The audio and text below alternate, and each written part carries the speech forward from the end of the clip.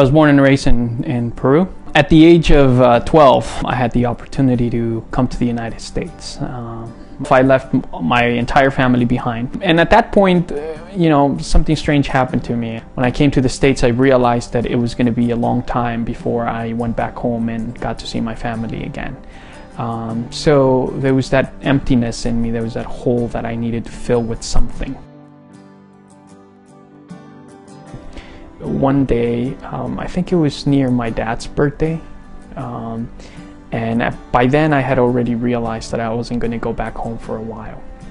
And after Mass, this family brought a bunch of people over to the house, and they were celebrating a birthday.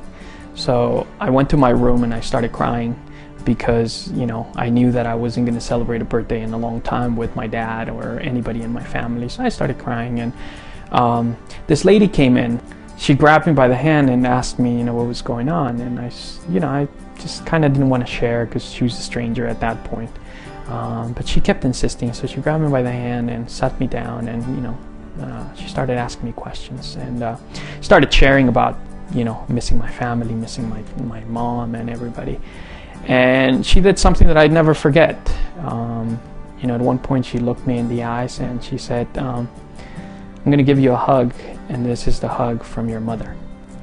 And at the moment that I felt her embrace, I actually felt God embracing me.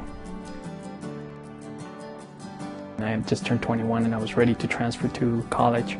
I got detained by the Border Patrol, and I get taken down to San Diego, to be deported. And of course my attorney worked things out eventually, but it seemed like a very cruel joke to me. And I remember I was taken into this cell by I was put there by myself. This was around 2 o'clock in the afternoon, and I was by myself, and there was this little window that you could look out to, from. And so I approached the window and I looked at it, and somebody carved "Jesus Saves."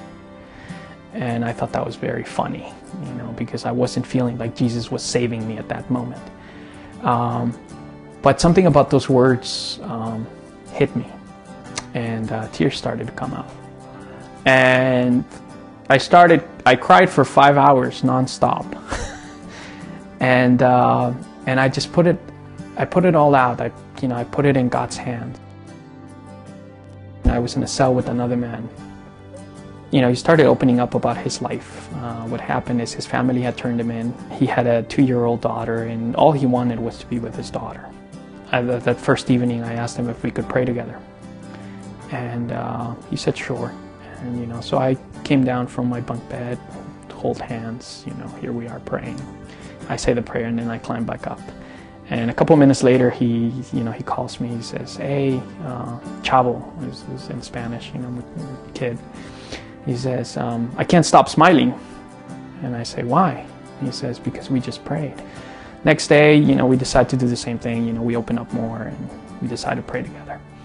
And just when I thought I was done, I'm closing the prayer, amen, ready to climb up to my bunk bed again.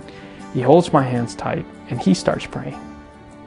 He said to me, "You don't belong here, and I know that God brought you in here just so that you could help me pray again." That's how God uses us. We can have moments of despair when we feel that we are alone.